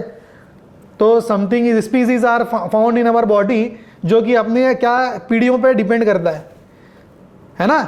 तो उसी चीज़ को ये जो प्रोफेसर जॉन हॉलैंड थे, उनने डार्विन्स थ्योरी के बेस पे इसको स्टडी किया, है ना, और ये पाया कि कहीं ना कहीं कुछ क्रोमोसोम्स होते हैं हमारी बॉडी के अंदर जो कि हमारी पुरानी चीज़ों के ऊपर डिपेंड होते हैं। ठीक है, तो अब आप इस एल्गोरिथम में क्या होता है, एल्गोरिथम क्या है, क्या है एल्गोरिथम? एल्गोरिथम मतलब फॉर एग्जांपल एक कोई पाथ है जिसको किसी न किसी साइंटिस्ट ने स्टडी किया है ना। अब जैसे फॉर एग्जांपल एक आदमी सुना होगा पार्टिकल स्वॉर्म ऑप्टिमाइजेशन, सुना है कभी? नहीं सुना होगा। एक सुना होगा आंट कॉलोनी, आंट मतलब क्या, चींटी। तो चींटी किस तरीके से अपना खाना खाती है, किस तरीके से चींटी अपना घर बनाती है, उसके बेस पे एल्गोरिथम डेवलप किया है। बराबर है, समझ रहे हो? तो ये क्या है सर? बोले इससे हम क्या करेंगे? इससे देखो इसका एप्लीकेशन तो बहुत वाइड है, एप्लीकेशन अलग अलग है। कंस्ट्रक्शन वाले कंस्ट्रक्शन की तरह से एप्लीकेशन करेंगे, स्ट्रक्चर वाले स्ट्रक्चर की तरह से एप्लीकेशन करेंगे, लेकिन जो इनकी स्टेप है, जैसे आप नेक्स्ट स्टेप देख रहे हो उसमें इनिशियलाइजेशन मतलब क्या है, अब इसको अपन समझते हैं। अब मेरी स्क्रीन पे आप देखो, एक छोटी सी स्क्रीन है जिस पे है ना एक बार कोडिंग मतलब एक 10101 के फॉर्मेट में बाइनरी लैंग्वेज लिखी है, लिखी है, क्या दिख रही है आपको? सो इनिशियलाइजेशन में क्या होता है, initially many individual solution are randomly generated to form a initial population. मतलब क्या है, मेरे पास में स्पेस तो मेरे पास अवेलेबल है, स्पेस मेरे पास में क्या है, अवेलेबल है, बराबर है ना। वो है मेरी पूरी बॉडी। अभी मैं किसकी बात कर रहा हूँ, जेनेटिक एल्गोरिथम की बात कर रहा हूँ। मेरे पास जेनेटिक में मेरे पास क्या है, पूरी बॉडी अवेलेबल है। मेरे सिर में कुछ अलग क्रोमोसोम है, टिश्यू मेरा अलग है, ब्लड मेरा अलग है, मतलब समथिंग इज डिफरेंट, और मेरा अलग होगा, किसी दूसरी बॉडी में अलग होगा। तो सबसे पहले तो क्या होगी, आपको आपकी एल्गोरिथम की स्पेस डिसाइड करनी पड़ती है। क्या डिसाइड करना पड़ती है कि किस स्पेस में वो एल्गोरिथम परफॉर्म होगा, पहली चीज। जब स्पेस डिसाइड हो गई तो पॉपुलेशन, पॉपुलेशन मतलब मान लो आपके पास में स्पेस जो है वो कितना है, 30 स्पेस, मतलब 30 sampling you have to do, 30 sampling आप करोगे। अब उस 30 सैम्पलिंग में आपका सैंपल साइज कितना होगा, मान लो 30 वेरिएबल है, उन 30 वेरिएबल में आपका सैंपल साइज पहले वाले वेरिएबल का 1 से लेके 500 भी हो सकता है, दूसरे वाले का भी 1 से लेके 500 हो सकता है, तीसरे वाले का भी 1 से लेके 500 हो सकता है। मतलब कहने का ये है कि मेरी पूरी बॉडी के अंदर मेरे को किस काय पे वर्क करना है, मतलब मेरी पूरी बॉडी क्या स्पेस है, लेकिन मैं पूरी बॉडी में क्या देखना चाहता हूँ, क्या मैं ब्लड की टेस्टिंग करना चाहता हूँ, क्या मैं टिश्यू की टेस्टिंग करना चाहता हूँ, क्या मैं मेरे WBC काउंट चेक करना चाहता, क्या करना चाहता हूँ। तो ये पूरी स्पेस है बॉडी, और उस स्पेस के अंदर मेरे को मेरा एरिया ऑफ इंटरेस्ट क्या है, वो मेरी पॉपुलेशन, और मैं उस पॉपुलेशन के अंदर कितने सैंपल लेना चाहता हूँ, वो मेरा सैंपल है। समझ रहे हो? तो यहाँ पर यही चीज़ है कि ये जो आप स्क्रीन पर देख रहे हो ये मेरी स्पेस है, और ये जो आप देख रहे हो ये जो 1 2 3 4 5, ये इसने 5 ही रो क्यों ली है, और 1 2 3 4 5 6 7 8 डिजिट क्यों लिए? पहली रो में 8 डिजिट, दूसरी रो में 8 डिजिट, तीसरी रो में 8 डिजिट, चौथी रो में 8 डिजिट, पांचवी रो में 8 डिजिट, लेकिन सब एक दूसरे से अलग अलग है। बराबर है? क्लियर हुआ? ये अभी मैं आपको एक एग्जांपल की टर्म में समझाने की कोशिश कर रहा हूं कि जो एल्गोरिथम है उस एल्गोरिथम की पहली स्टेप क्या है, initially individual solution are randomly generated. मतलब ये क्या करे, इसने रेंडमली जनरेटेड किए हैं। कैसे? अब मैं आपको एक एग्जांपल बताता हूँ। देखो, आप एक्सेल शीट ओपन करोगे, या आपकी एक्सेल शीट, आपको काम करना है, तो आपने क्या बोला, स्पेस है, मान लो मैंने कुछ रेंडम जनरेशन किया, यहाँ पे आप देख लो रेंडम लिखा हुआ आ रहा है, मैंने बोल दिया इसको कि मेरे को 1 से लेके 10 तक के रेंडम वेरिएबल्स बना के बता दे। ठीक है ना? अभी बताएगा, देखना, ठीक है? या मैं इसको बोलता हूँ 0 से लेके, अभी अपन 1 तक की बात करते हैं। ठीक है?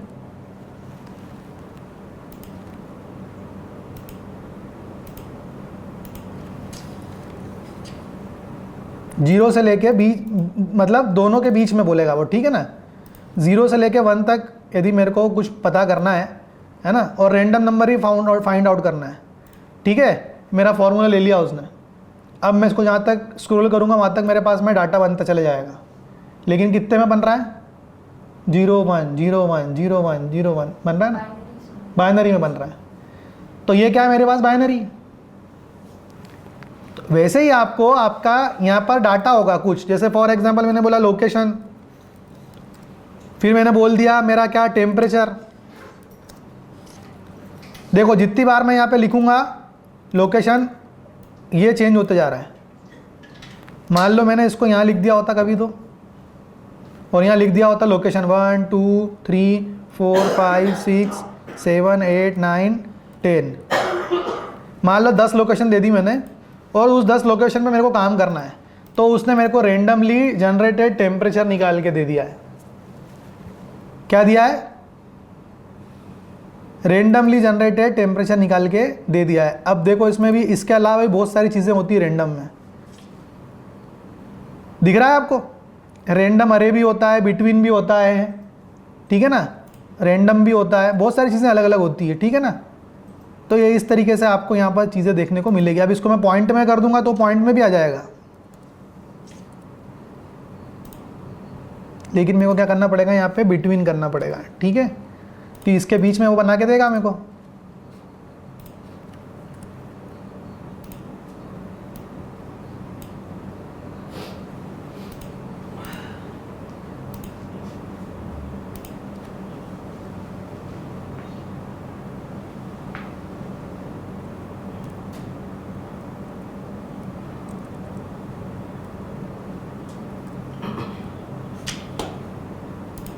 मतलब आप जो चाहें वहाँ पे रैंडम जनरेशन यहाँ पे करवा सकते हैं, ठीक है। तो अल्टीमेटली क्या है, आपको क्या समझ में आया, आपको ये समझ में आया हम लोग क्या कर रहे हैं, हम लोग डील कर रहे हैं मैथमेटिक्स से। अब यहाँ पर सिचुएशन ऐसी है कि जब आपके पास में डाटा नहीं है, या आपको, क्योंकि एल्गोरिथम क्या है, डाटा तो होगा लेकिन एल्गोरिथम क्या है, कहीं ना कहीं रेंडमाइजेशन पे वर्क करता है, ठीक है ना। तो अब उस डाटा में से क्या क्या चीज़ें उसको लेना है नहीं लेना है, वो उसकी स्टेप पे डिपेंड करता है। तो आपने मान लो जो डाटा दे दिया वो यहाँ पर ऐसा दिया है, जैसे फॉर एग्जांपल इसमें 5 रो दिए, 6 रो दिए आपने, है ना, 5 रो दिए 1 2 3 4 5, और उसमें 8 डिजिट दिए, 8 क्या दिए आपने, डिजिट दे रखी है।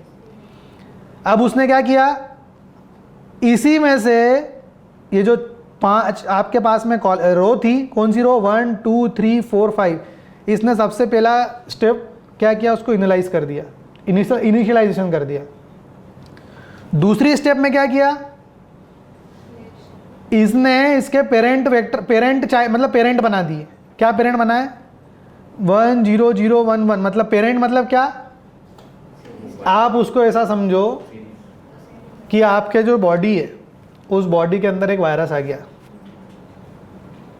समझ गए, जो कि पूरी बॉडी में कहीं भी हो सकता है स्पेस में, ठीक है। मतलब आपका डाटा जो है वो, आपका डाटा तो अवेलेबल है, लेकिन आपको उसके पास जाना पड़ेगा, आपको कितने फ्रीक्वेंसी में वर्क करना है ये आपको खुद को देखना पड़ेगा। मैंने वही वाली बात बोली ना, y = mx + c, मतलब y m x c 4 decision variable है मेरे पास में, बराबर है ना। अब आपको उनमें कोरिलेशन, उसमें रिग्रेशन, उनमें क्या डिपेंडेंसी है क्या इंडिपेंडेंसी है खुद निकालनी पड़ेगी, बराबर है। लेकिन जैसे मैंने बोल दिया कि मैं ये चाहता हूँ कि जो y है वो हमेशा लेफ्ट हैंड साइड में रहे, और mx क्या रहे, हमेशा मल्टीप्लिकेटिव रहे, और +c क्या रहे, एडिशन में रहे। ये मैंने बोल दिया उसको, तो मेरा ये ऑब्जेक्टिव फंक्शन बन गया, बराबर। अब मैं y की पहली वैल्यू के लिए क्वेश्चन सॉल्व करता हूँ, तो मेरे पास x की भी पहली वैल्यू होगी, m की भी पहली वैल्यू होगी, और c की भी पहली वैल्यू होगी, बराबर है ना। यहाँ पर भी वही है। तो उसका सबसे पहले जनरेशन हुआ तो सबसे पहले उसके पेरेंट बनेंगे, फिर उसमें से पेरेंट में से भी क्या होगा, चाइल्ड क्रिएट होगा, समथिंग लाइक डेट, समझ गए। तो बोले सर इससे होगा क्या, इससे होगा ये, इसमें है ना 4 स्टेप दे रखी है। क्या दे रखी है, 4 स्टेप। पहली स्टेप में क्या करता है, वो पॉपुलेशन को देखता है, उस पॉपुलेशन में से सैंपलिंग खुद करता है, उसमें से फिर पेरेंट बनाता है, चाइल्ड बनाता है, फिर उनका क्रॉस ओवर करता है और फिर लास्ट में म्यूटेशन करता है। अब आप देखो म्यूटेशन के पहले देखो उसको और म्यूटेशन के बाद देखो। सो अल्टीमेटली क्या है कि यहाँ पे आप जब देख रहे होगे तो यहाँ पर आप देखो 1 0 1 1 0 0 0। बोले सर ये हुआ क्या? ये हुआ ये कि यहाँ पे आप देखो रेड येलो था और यहाँ पे ब्लू ग्रीन था। यहाँ नीचे क्या हो गया? इन दोनों में से 1 को ले लिया और इन दोनों में से 0 को ले लिया। समझ रहे हो? और वो कैसे लिया? सबसे ऑप्टिमल लिया उसने। मेरे लिए सबसे बेस्ट पॉसिबल कंडीशन क्या होगी वो उसने ले ली इसमें से। क्या मेरे लिए 1 1 होगा बेस्ट पॉसिबल या 1 0 होगा? मैं 1 0 भी ले सकता था ना, यहाँ पे 1 रेड कलर का और 0 येलो कलर का। लेकिन उसने इन चारों में से कोई 2 ही सिलेक्ट करे और वो 2 भी ऐसे सिलेक्ट करे जो सबसे बेस्ट थे। और फिर लास्ट में उनने क्या करा? ये तो एक स्टेप है लेकिन मेरे को कितने डिजिट तक जाना? 6 डिजिट तक जाना है। तो म्यूटेशन ऑपरेशन आपने अप्लाई किया और आप लास्ट में जब देखोगे तो उसकी स्टेप कुछ ऐसे होती है। ठीक है, ये आप देखो, ये पूरा एल्गोरिथम इस तरीके से परफॉर्म होता है। पहले आपने स्टार्ट किया, उसने उसका इनिशियलाइजेशन किया, फिर उसने उसी में से जो भी सिलेक्शन था, मान लो आपकी 50 पॉपुलेशन थी, 50 लोग थे, नहीं बोले मेरे को 50 लोग नहीं चाहिए, 50 मेरी स्पेस है, मेरे को केवल 30 लोगों पे काम करना है। तो 30 लोगों पे काम किया, मतलब 30 लोगों का सिलेक्शन कर लिया। अब आप उस 30 लोकेशन में वो क्या करेगा? रेंडमाइजेशन करेगा। क्या करेगा? उस 30 का ही रेंडमाइजेशन करेगा और उस 30 में से क्या करेगा? जो सबसे बेस्ट पॉसिबल होगा उसका आपको रिजल्ट मिलेगा। यदि होगा तो यस, नहीं होगा तो क्रॉस ओवर होगा, फिर म्यूटेशन होगा और फिर वहाँ पे एल्गोरिथम आपका एंड हो जाएगा। मतलब क्या हो गया ये? आप इसको ऐसे समझो कि आपके पास में 50 लोग थे, उस 50 लोग में से 30 को उसने सिलेक्ट किया, उन 30 को इंटरचेंज किया आपस में। आपका क्या ऑब्जेक्टिव था? आपका ये ऑब्जेक्टिव था कि वो जो 30 लोग हैं उस 30 में से सबसे मैक्सिमम वैल्यू मेरे को निकाल के दे।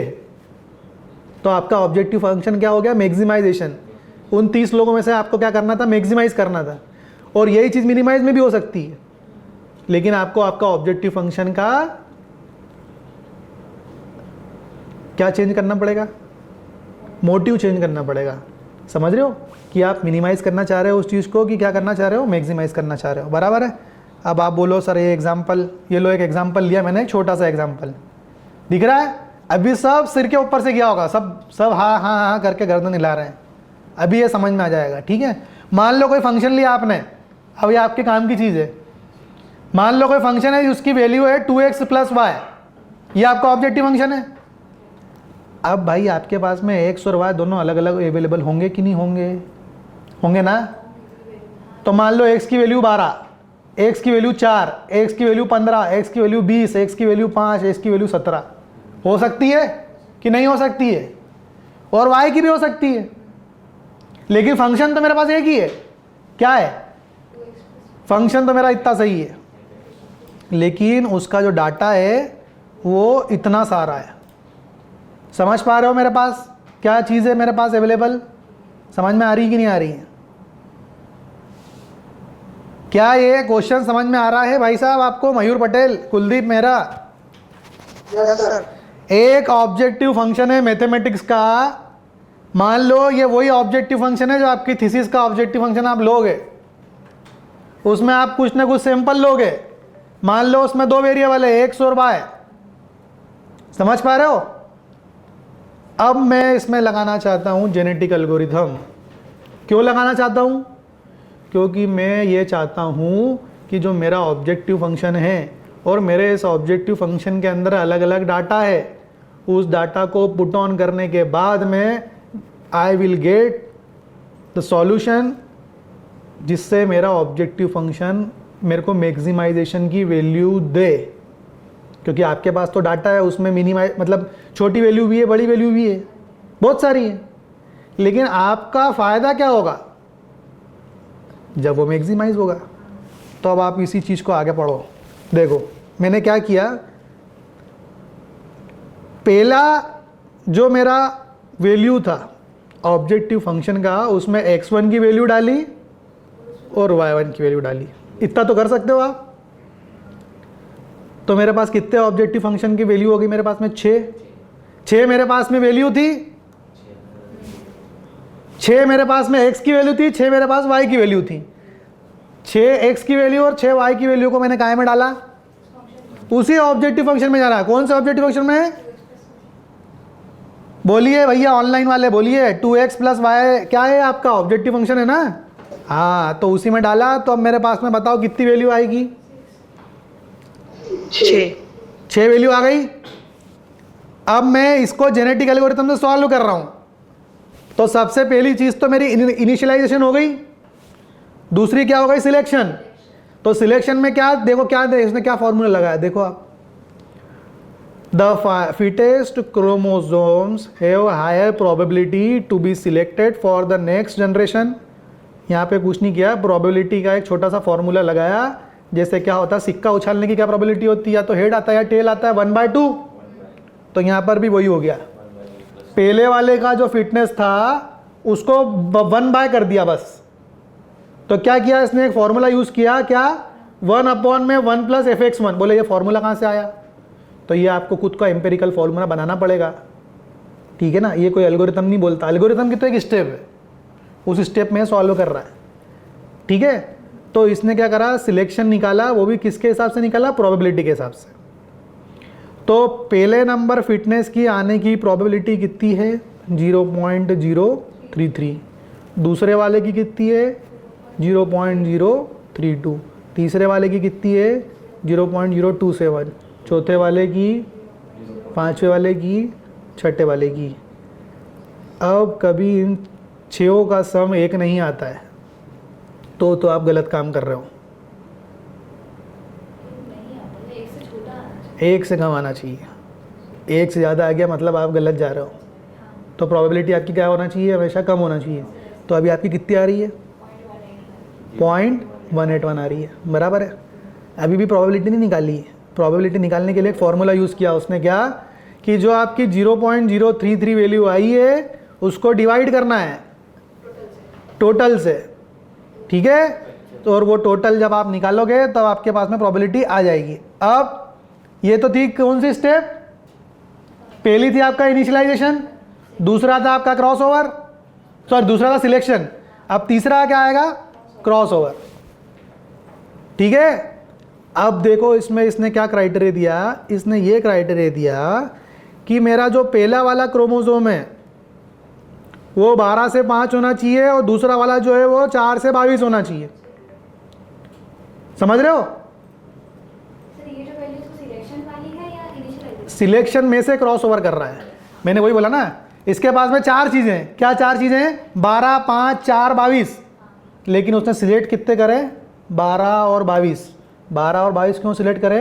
क्योंकि ये मैक्सिमाइज करना चाहता है। तो 12 और 5 में से 12 ज़्यादा है, 4 और 22 में से 22 ज़्यादा है। समझ में आया? दूसरे वाले पे पूछे 4, 22, 5, 13। तो जो भी पॉसिबल चीज़ होगी, बेस्ट पॉसिबल, वो निकाल के बताएगा वो। अभी दूसरे वाले में क्या सिलेक्ट किया उसने? 4 को सिलेक्ट किया और उधर क्या सिलेक्ट किया? 13। फिर एक और आया, उसमें क्या सिलेक्ट किया? तो बोले सर हुआ क्या इससे? हुआ ये कि जो आपका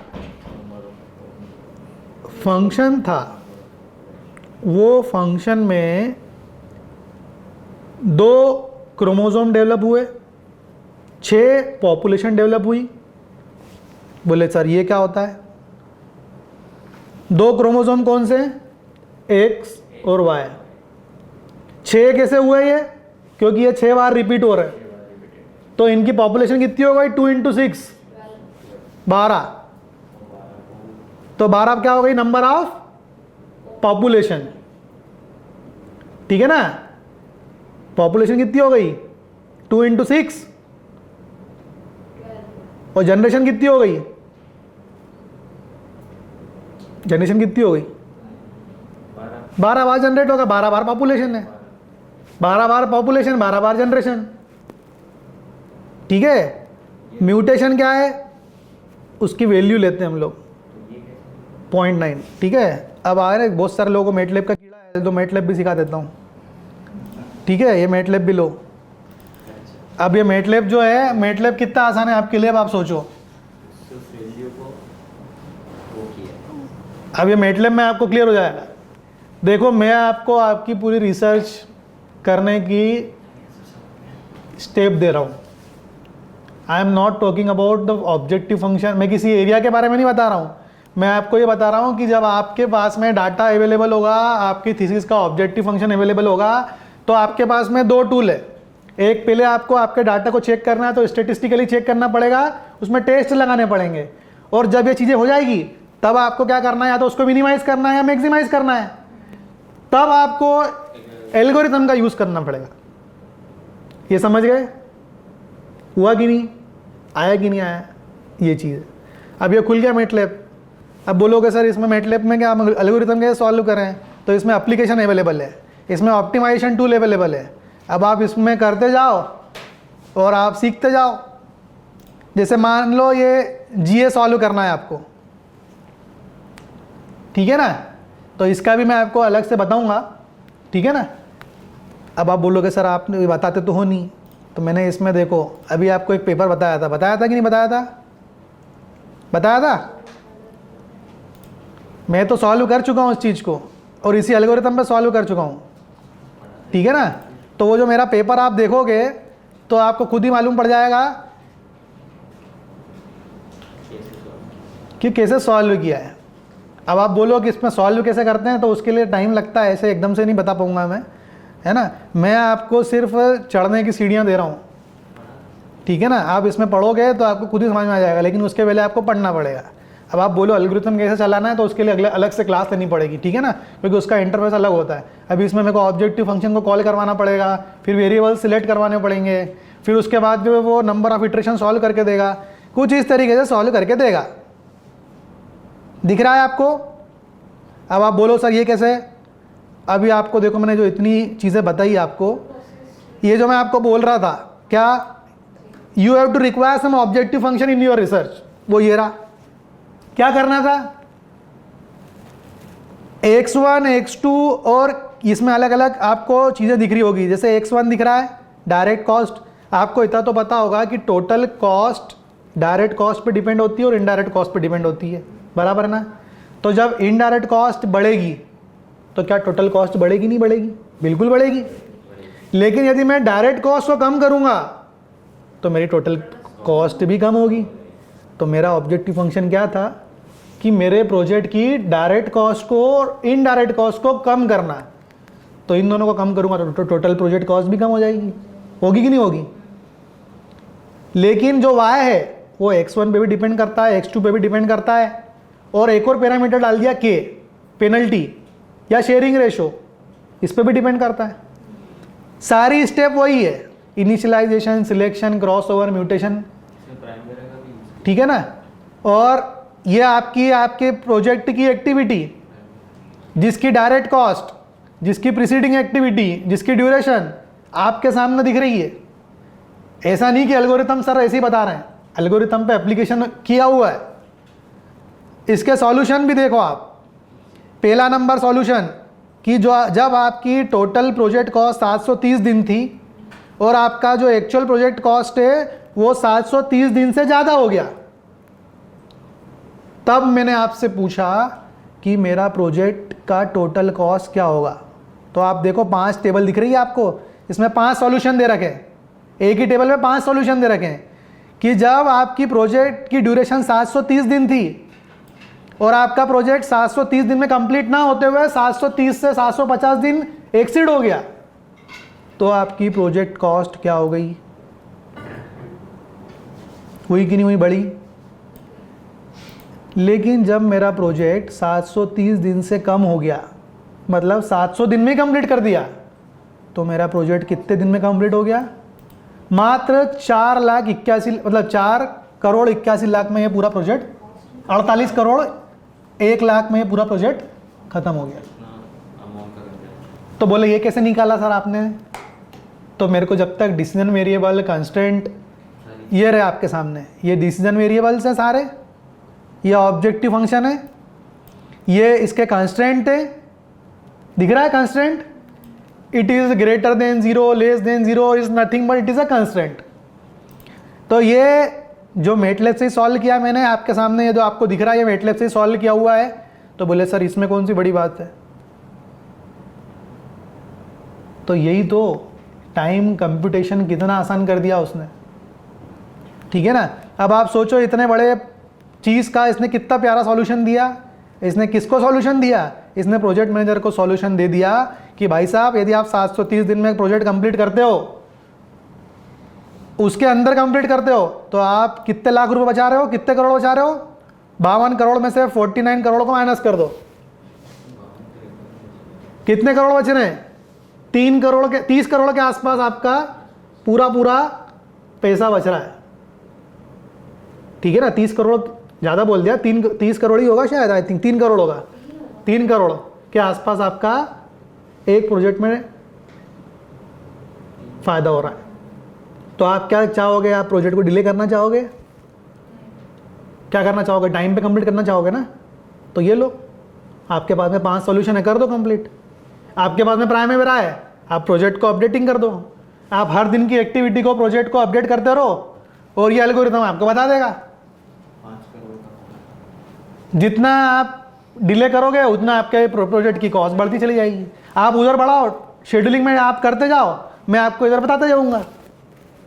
बोलो कितना आसान कर दिया मैंने आपके लिए।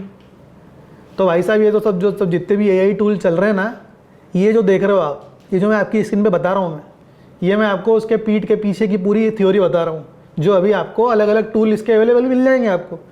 कैलकुलेटर क्या होता है? क्या होता है? टूल है।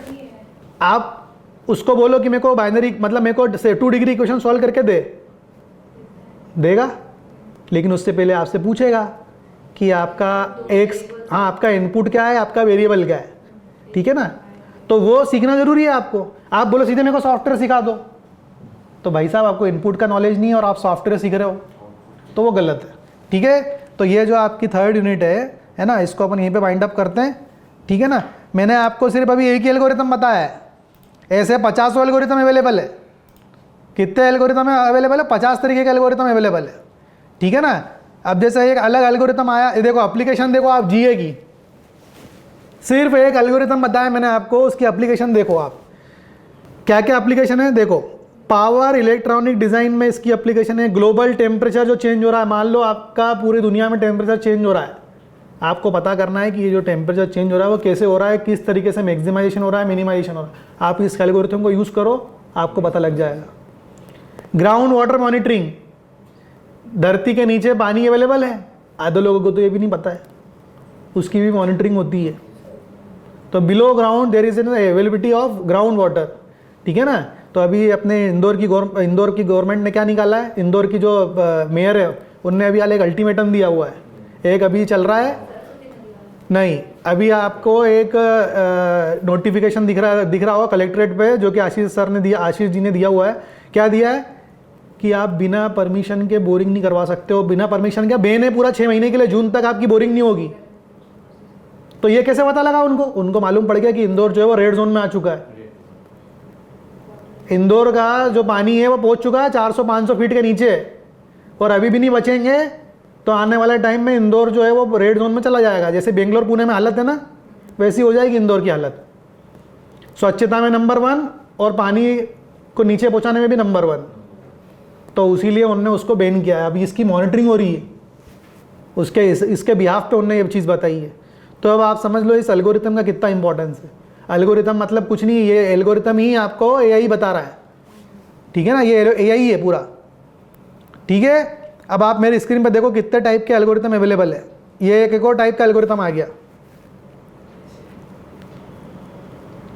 बस आप पढ़ते चले जाओ, देखते चले जाओ, इतने अलग अलग टाइप के एल्गोरिथम अवेलेबल है, और हर एक चीज़ की अलग अलग स्टेप है, ठीक है ना। हर एक की स्टेप अलग अलग है, और हर एक का मैंने आपको एग्जाम्पल भी दिया हुआ है।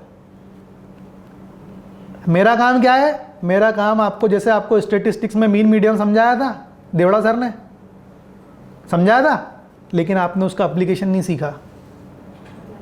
वैसे आज मैं आपको एल्गोरिथम सिखा रहा हूँ, एप्लीकेशन नहीं बताऊंगा, एप्लीकेशन आपको खुद को सीखना है और वो आपको थीसिस में सीखना है कि आपको क्या क्या एल्गोरिथम लगाना है। हर एक का स्टेप अलग अलग है, हर एक का back to back flow chart अलग अलग है, ठीक है ना। ठीक, तो अब इसको अपन यहीं पे माइंड अप करते हैं।